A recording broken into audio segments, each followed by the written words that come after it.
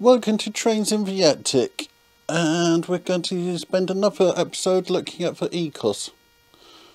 But instead of looking at the operation of the ECoS, we'll look at how to expand your ECoS. As I have always talked about all the accessories and stuff I have added, but I have never shown you how to do that. So with the controller on the desk, what better time is there to actually show you how to add extensions onto it. So let's go on to the titles, and then when we come back we can have a look at all the extra bits I have for it and how to add them.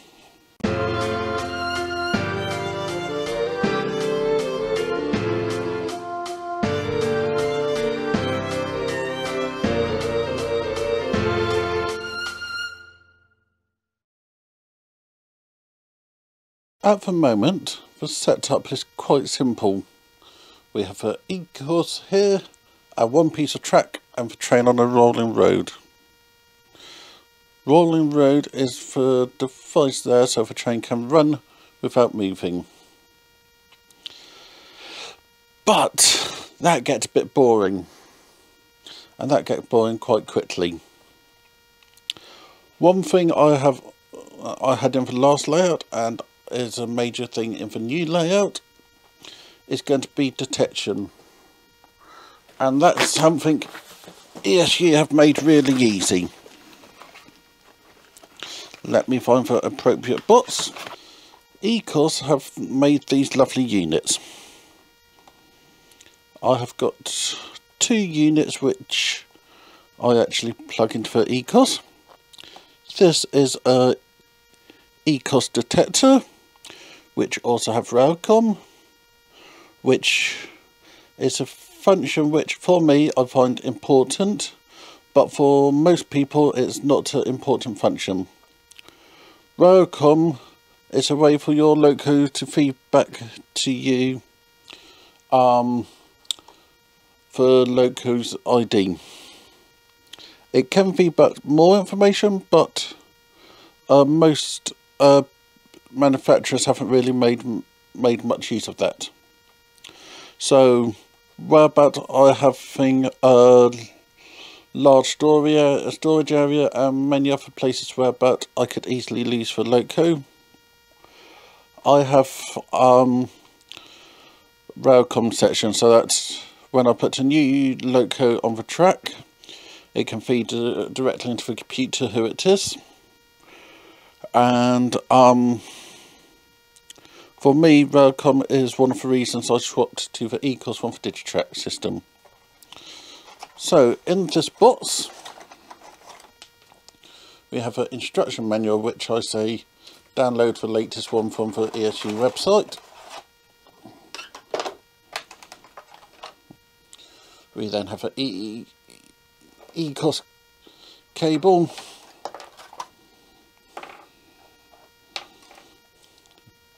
We have 4 of these. I left the cable wires in so that I always knew what's the wiring system, as I'm keeping the same standard colour.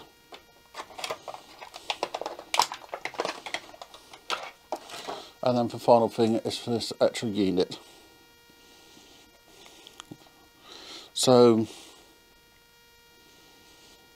we have everything duplicated on both sides. You have port 1 to 8 down here and 9 through to 16 here. You then have some configuration pins. I have always left it as it come out to the track. Then we have a ECoS link, whereabout you plug in for ECoS. So in the centre you put in this, so I have the blue wire and the black wire. Then you plug in your blue wires and your blue wires. So this demonstrates one of the important things. You only detect on one side of the rail. So over blues, which in my case is going to be for inner rail, apart from when it's going around the back, when it will be for outer rail. I hadn't thought about that. So that's going to always be that side of a track. Then we have black, which is the other side. So I actually have to set up the wrong way compared to what it would be. So we have this. What I'm going to do is now attach these 3 wires onto 3 pieces of track, and we can show the very basic of detection. Once we've done that, we plug this wire one side in there and the other side into the ECoS itself. So I'll show you connecting this to the ECoS, and then we can carry on. Whenever making any connections to your DCC system, or in general connecting any electrical system, first thing to always do is to turn off your system. So with the ECoS, you press and hold the stop button, and it comes up with shutting down, and then you can unplug the system. Unplug your cable, and then we can turn the ECoS around.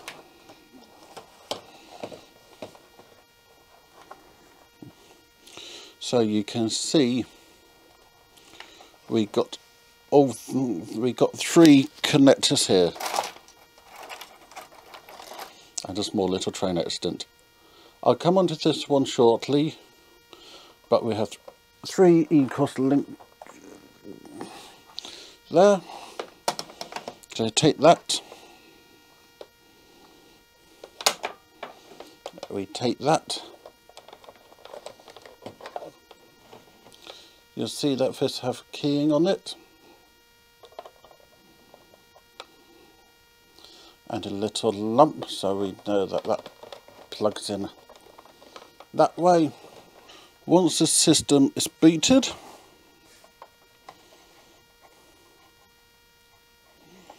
we should get some sort of indicator on the system, and you can see a green flashing light just down there.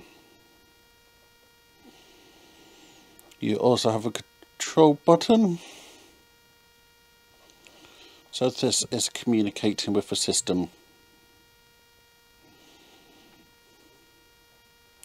But you'll be thinking, this is a very short cable. I'll come back to that in a bit. So on the ECoS, we go onto the master control thing, we go onto link, and we go onto mainline 1, as this unit I used to call mainline 1. Then we can go onto there, press fresh so we can identify which unit it is. Turn that off, and we can see we've got nothing on the detection screen. I need to find out how to do resets on these, as I want to do everything from scratch, but that will be in a later. So that's now there, and we can go back to viewing it.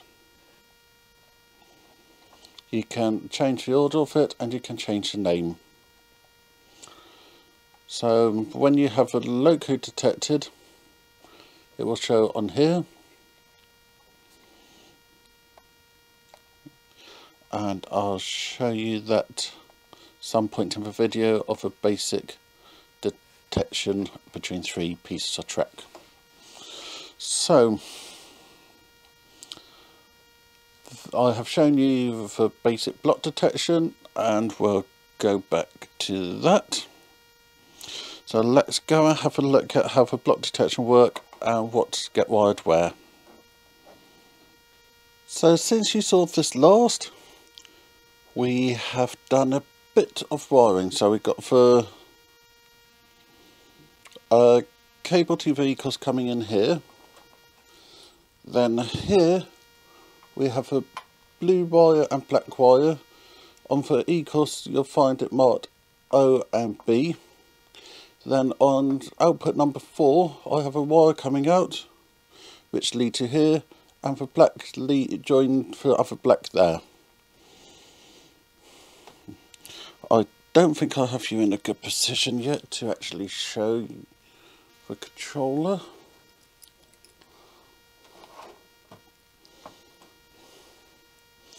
So if we go into the ECoS settings, go onto the link and go onto mainline 1 and press enter.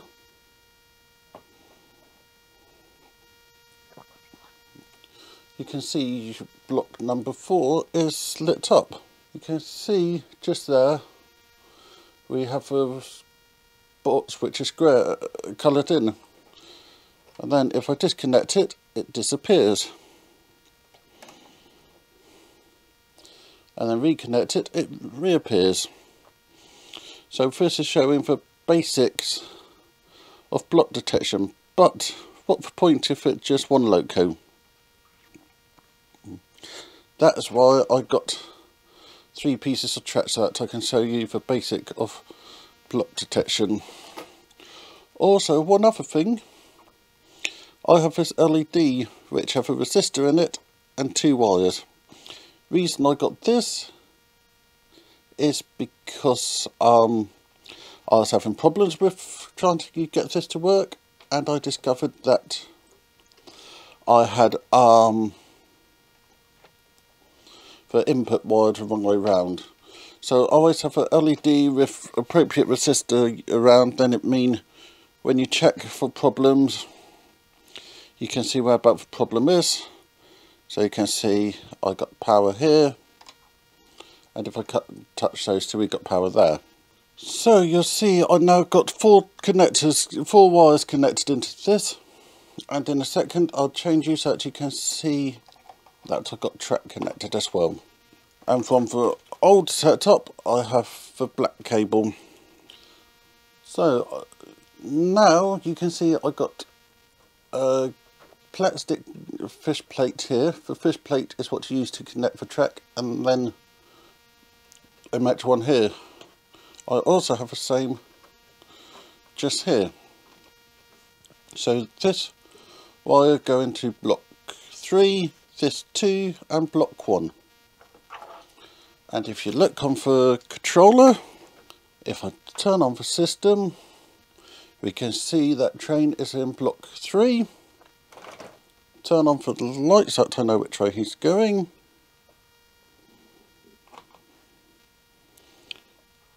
Give the loco a little bit of power.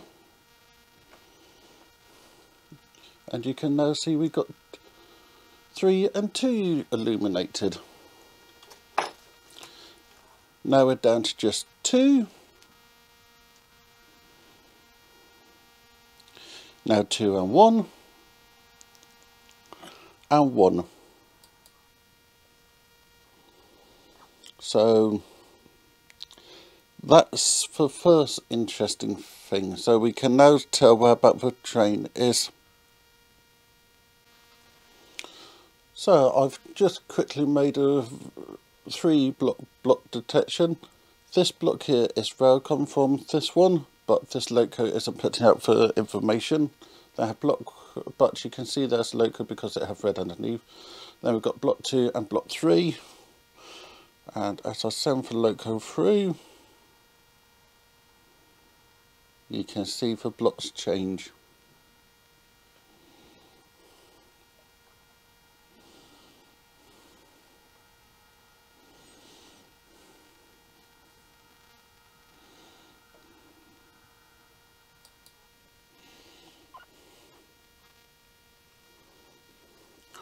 So one of the next fun things we can do is we can go into setting and we can set to shuttle train. So we press plus, select,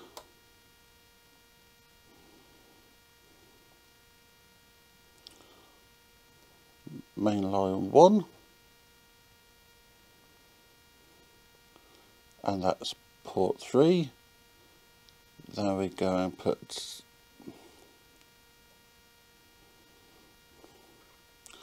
go down main line 1, and we want port 3.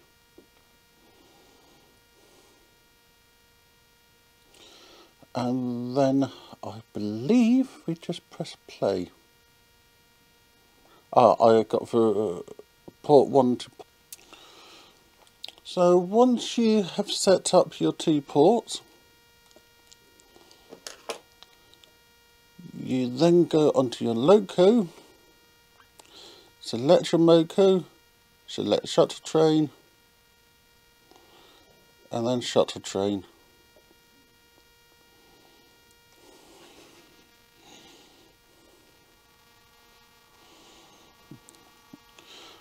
And this should now have a Loco going backwards and forwards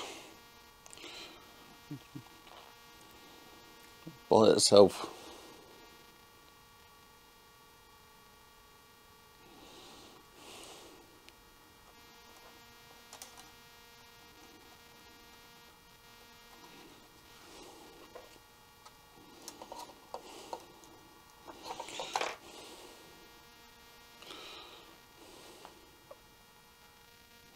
So you can see the train have just stopped because it's entered the shuttle zone, and now it's going back the other way.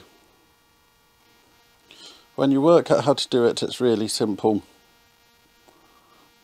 My main reason for having the detection is so that I can have computer software tracking everything. So to stop shuttle train, I would expect it to be turn your speed off, go into shuttle train and stop shuttle, and then I can just run it normally. So something I've always said is I started off on LocoNet, which is a Digitrack system. And one of the first things I ordered for my ECoS was the LocoNet converter.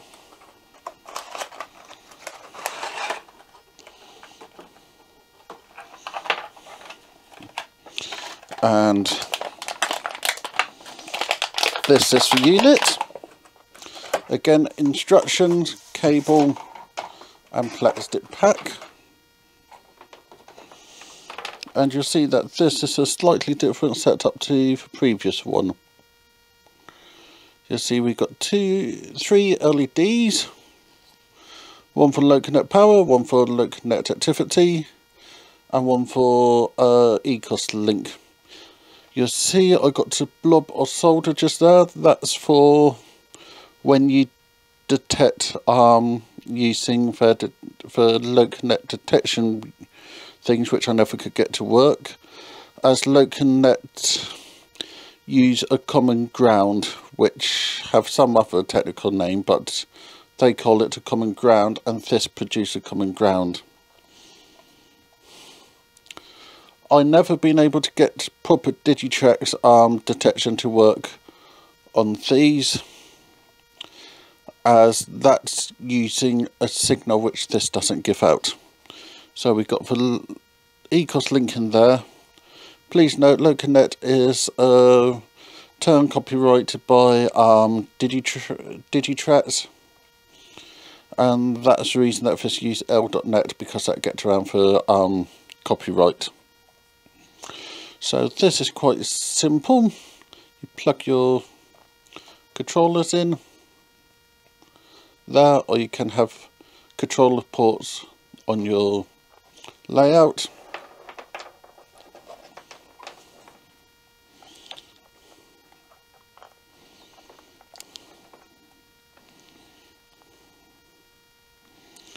You have 2 different sides to the cable, so you have a plug and a plug. So you see that that's at a different angle to that one. So you plug that in. Again, you shut down your system.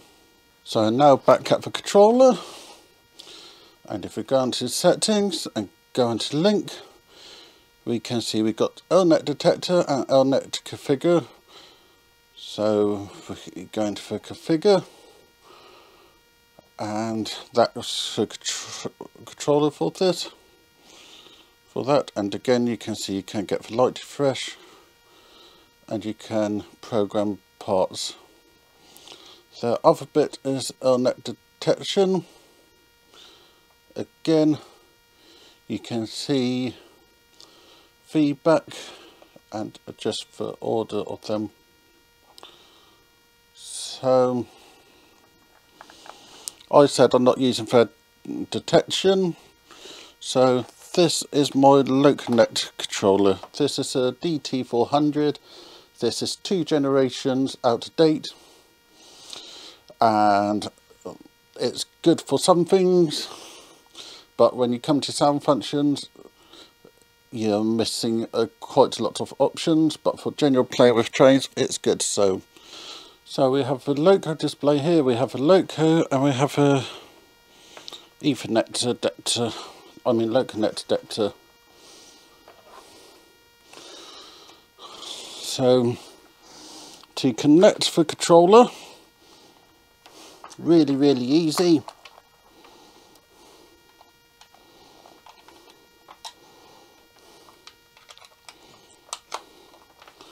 Just put it in there, like so.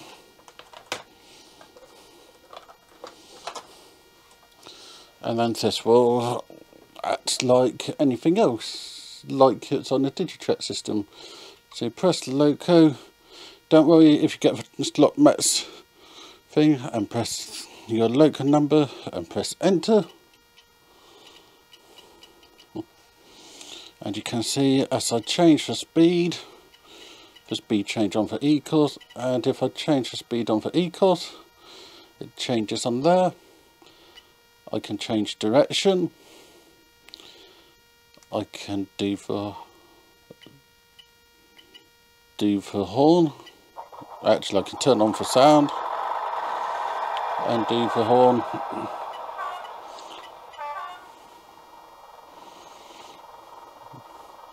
And I can then just turn off the sound. But you'll now be standing there saying, I want things around my layout. The nice thing with this is it allows me to walk away from this, and you can get adapter, so you can either be completely wireless or infrared. But we have a problem of the wire length. So something I've had and will be using this time are the ECoS link terminal. Again, more instruction manuals and a module, this time bare metal and a plate. So you can either mount this into your layout or find a way to mount it onto your layout. So first thing this does is increase your number of LocoNet ports from 3 to 9, as you've got 6 on each of these. To connect it to the ECoS, you plug this end into that port there, and you plug that into the ECoS link port. I have a correct name at the bottom. But then you'll be going, but you've got network cable connections on this with in and out. Yep. This uses standard Ethernet cable, 8-pin cable, and I can put one of these down by the door and then have an Ethernet cable coming out to the next one, which is down by the helix. So this allows you to expand your ECoS link devices. For other thing you'll connect on ECoS link, which I don't currently have, is a booster. So these just plug into these if I have read the instruction correctly. And then you have a booster. I'm planning to have a booster or two on the layout so that each section is independent. So we have a nice range of accessories we can plug to for ECoS. And as well as this, I said about the S88 connection, which this adapter's for.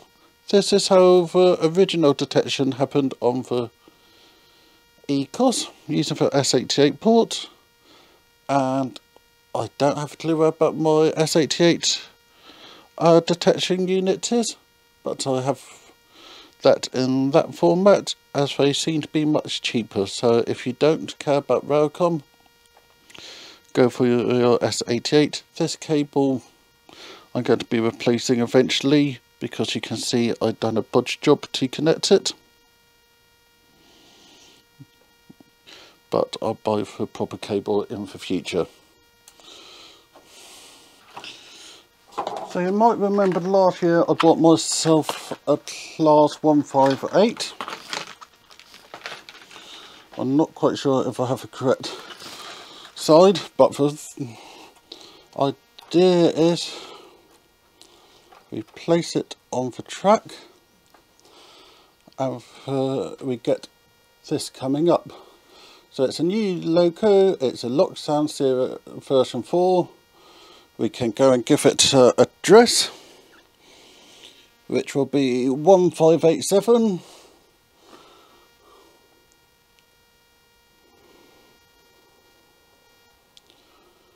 And press go. So we can see all the functions we have.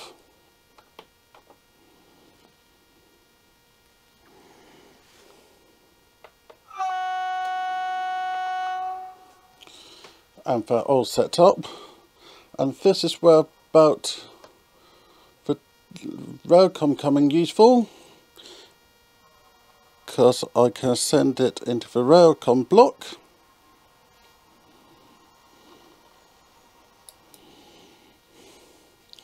And it shows us the Loco.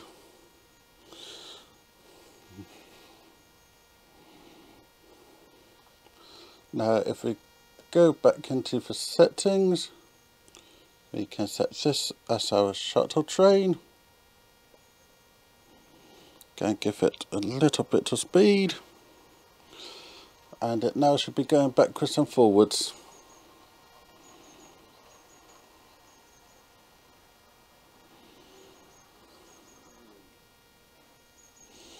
So if we go back into this mode, you can see it's going into the block and it's picking up on the front wheel set.